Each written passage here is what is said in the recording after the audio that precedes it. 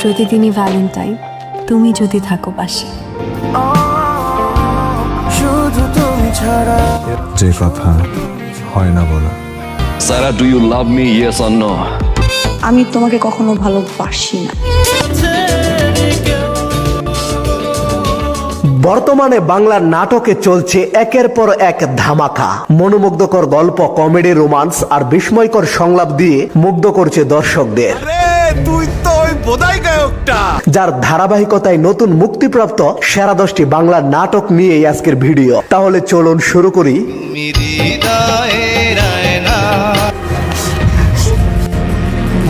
ঘাড় ধাক্কা দিয়ে ফেলে দেওয়া হয় বন প্লেটে। 10 নাম্বার, অপ্রেমিক। তুমি আমাকে হারাতে দিও না। অপ্রেমিক নাটকটি প্রেম ও টাকার লড়াইকে কেন্দ্র করে আবেগঘন এক গল্প উপস্থাপন করেছেন পরিচালক সোহেল রাজ। গল্পে বড়লোকের মেয়ে সাদিয়া আইমান আর মধ্যবিত্ত তৌসিফ একে অপরকে গভীরভাবে ভালোবাসলেও সাদিয়ার মা লাইলা তা মেনে নেয় না। তিনি মনে করেন কেবল বড়লোকের ঘরেই মেয়ের ভবিষ্যৎ নিরাপদ। বাংলা নাটকে এরকম প্রেমের গল্প নতুন কিছু নয়, কিন্তু অপ্রেমিক নাটকটির মূল সুর হলো ভিন্ন সামাজিক ও অর্থনৈতিক শ্রেণীর দুই মানুষের ভালোবাসা, যা টিকে থাকতে না পেরে ভেঙে যায়। আসলে এই শহরে যোগ্যতা মাপা হয় ব্যাংকের টাকার অঙ্কে, যার কারণে বাস্তবতার শিকার হয়ে এরকম হাজারো প্রেমিক হয়ে যায় অপ্রেমিক। চলে যায়নি তোমার মতো 9 নাম্বার, জনম জনমে। তুই আমাকে কখনো ছেড়ে যাবে না। কথা দিলাম আমি শুধু তোরই থাক, জনম জনম। গল্পটা প্রেম, রাজনীতি আর ত্যাগের হৃদয় ছোঁয়া গল্প।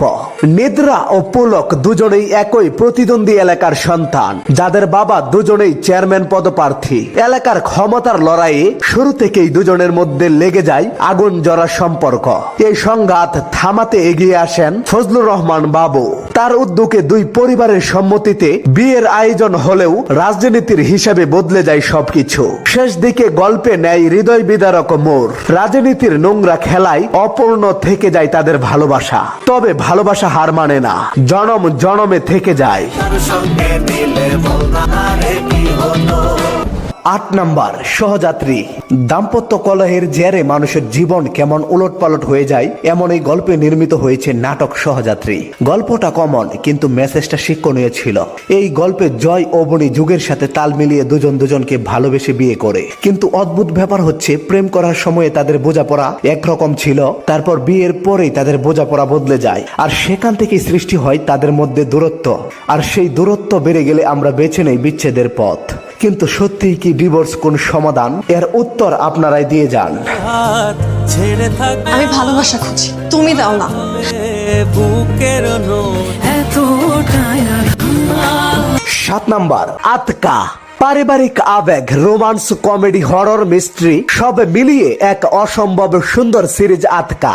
রহমান বাড়ির একমাত্র ছেলে বিদেশ থেকে এসেছে, কিন্তু আসা মাত্রই সবাই শুধু জানতে চায় কবে যাবে। কিন্তু ছেলে এসেছে অন্য প্ল্যান নিয়ে, কিন্তু তার দেখা হয়ে যায় এক ভূতের সাথে। সেই ভূত শুধু কিনা ফ্যামিলি মেম্বারদের সামনেই ধরা দেয়। এখানেই গল্পটিতে চলে আসে বেশ রোমাঞ্চ, সাথে বারবার প্রশ্ন জাগে কে এই ভূত, কেনই বা শুধু রহমান বাড়ির লোকদের সামনেই ধরা দেয়। আরাফাত মহসিন নিধির পরিচালনায় সিরিজের প্রতিটি দৃশ্যই নিখুঁত ভাবে উপস্থাপিত হয়েছে, যা ছিল সত্যি উপভোগ্য। তুই ভয় পেলি কেন? বিদেশ থেকে আসছো, একবার জানাইলে কি হয়? সবাইকে সারপ্রাইজ দিলাম না, তোকেও জানাইতাম। 6 নাম্বার, ফান্দা। বাংলাদেশি টেলিভিশনের সাম্প্রতিক নাটকগুলোর মধ্যে ফান্দা সত্যিই ব্যতিক্রমী একটি কাজ। গল্পে উপকূলীয় অঞ্চলের পরিবেশ, মানুষের জীবনযাপন আর তাদের জটিলতা একেবারে জীবন্ত হয়ে ফুটে উঠেছে। হাস্যরসাত্মক মুহূর্তের ভেতরেও একটা রহস্যময় টেনশন বজায় থাকে, যা দর্শককে শুরু থেকে শেষ পর্যন্ত টেনে রাখে। সবচেয়ে বড় সারপ্রাইজ এসেছে ক্যামেরার কাজে। বাংলা নাটকে এত নিখুঁত ভিজুয়াল ট্রিটমেন্ট সচরাচর দেখা যায় না। সর্বোপরি ফান্দা শুধু গল্পের জন্য নয়, ভিজুয়াল ন্যারেশনের জন্য প্রশংসার দাবি রাখে।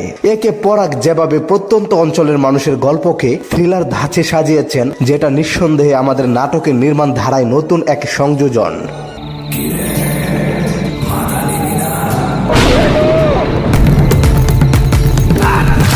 5 নাম্বার, নসিব। প্রেম, বিশ্বাস, প্রতিশোধ আর অতিপ্রাকৃত শক্তির টানাপোড়েনে নির্মিত নাটক নসিব। কালো জাদু আর তাবিজের অন্ধবিশ্বাস কিভাবে সামাজিকভাবে মানবিক ট্রমা তৈরি করে নসিব সেই চিত্র তুলে ধরেছে। নাটকটিতে যেমন আছে ব্ল্যাক ম্যাজিক, তেমনি প্রেম, প্রতিশোধ ও সাইকো থ্রিলার ধাঁচের টুইস্টও রয়েছে। শেষ অবধি না দেখলে নাটকের গল্প অনুমান করা যায় না। তবে শেষটা ইমোশনাল লাগলেও সুন্দর করে গল্প শেষ করেছেন পরিচালক। নাটকটিতে তানজিন তিশা, প্রিয়ন্তী উর্বি, ইয়াশ রোহানের অসাধারণ পারফরমেন্স দেখা গেছে। সর্বোপরি গল্প, অভিনয় আর ভিজুয়াল সব মিলিয়ে নসিব একটি মোরগদালি থ্রিলার নাটক, যেটা দেখার পর একটা ব্যতিক্রমী গল্পের আভাস পাবেন। 4 নাম্বার, মনের দেয়াল। ভালোবাসা, আবেগ আর না বলা অনুভূতির গল্প বলেছে জোবান ও কেয়া পায়েল অভিনীত এই নাটকটি।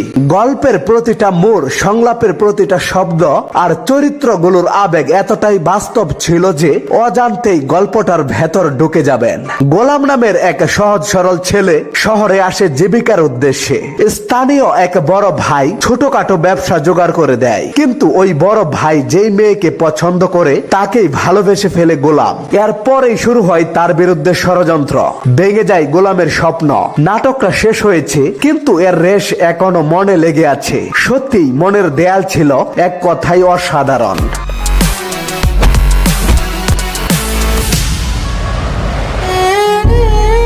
3 নাম্বার, অনুতপ্ত। নামের মতোই নাটকটি সকল সারাংশ গাথা। শিরোনাম যেমন আবেগ জড়ানো, তেমনি পুরো গল্প জুড়েই ছড়িয়ে রয়েছে অনুশোচনার আবহ। গল্পটা পারিবারিক ও রোমান্টিক গল্পের দুর্দান্ত নির্মাণ। আসলে প্রতিটি পরিবারে বাবা ছেলের সম্পর্কটা এই নাটকের গল্পের মতো হওয়া উচিত।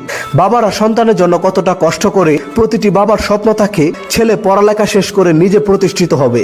আসলে অনুতপ্ত এমন একটি নাটক যেখানে কমতি বলতে কিছুই নেই। অভিনয়, নির্মাণ, গল্প, লোকেশন ও আবহ সবকিছু যেন হাতে গড়া এক নিখুঁত শিল্পকর্ম। 2 নাম্বার, দেরি করে আসবেন। ঢাকা শহরের ব্যাচলর সাংবাদিকদের আবাসন সংকট, বাড়িওয়ালাদের কড়াকড়ি নিয়ম এবং দেরি করে বাসায় ফেরার বিড়ম্বনা, এই বাস্তব সমস্যাকে ঘিরেই নির্মিত হয়েছে এই নাটক। সাংবাদিক অবিক প্রতিদিনের মতোই অফিস শেষে রাত 12টার পর বাসায় ফিরেন, যার জন্য কঠোর বাড়িওয়ালা গেট বন্ধ করে দেয়। এরপর বাড়িওয়ালার মেয়ে গেট খুলে দেয়, আর এভাবেই তাদের মধ্যে একটা সম্পর্ক তৈরি হয়। যারা শহরে ব্যাচলর জীবনের কঠিন বাস্তবতার মুখোমুখি হয়েছেন তাদের কাছে এই নাটক নিঃসন্দেহে ভালো লাগবে। প্রতিদিন এমন দেরি করে ফেরেন কেন? 1 নাম্বার, খোয়াবনামা। বিকি জাহেদ মানেই এক ভিন্নধর্মী নির্মাণ, আর খোয়াবনামা তারও একটি উজ্জ্বল উদাহরণ। প্রেম, পাপ, অনুতপ্ত আর কষ্টের দারুণ মিশেলে তৈরি হয়েছে এই অসাধারণ রোমান্টিক থ্রিলার নাটকটি।